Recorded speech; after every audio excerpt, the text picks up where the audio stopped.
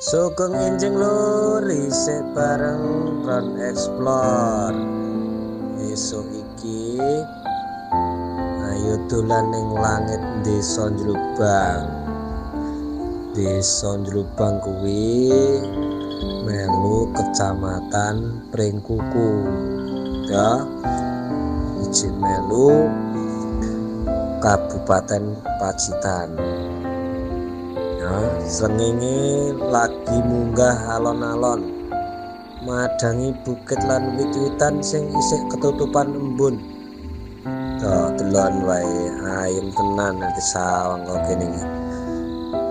Nah, ning kono enek Gunung Lawu ngadeg ya lho. Gagah. Senajan adoh tetep katon apik lan gagah.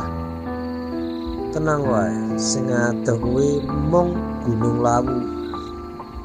Nek masalah rejeki karo jodoh muga-muga aja melu ngadoh.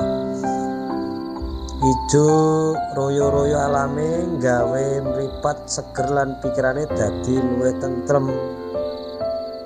Ngene iki gunane tangi esuk lur. Iso nyawang pemandangan alam sing apik. Ora perlu filter macem-macem mergo alam kene pancen sik apik saka dhisik. Ora kaya ning kutha ini disawang ya kor bangunane tok. Ora nek pemandangane alam iki ora enek.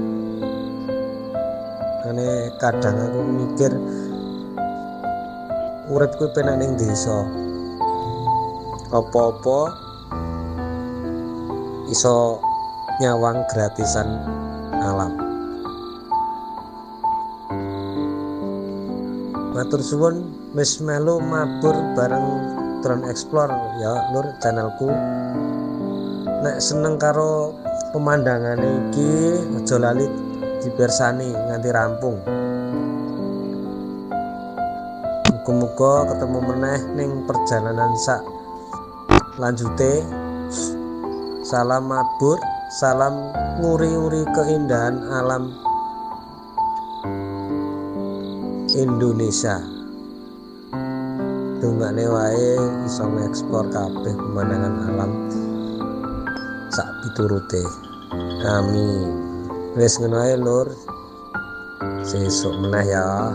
Oke, aja lali like ya.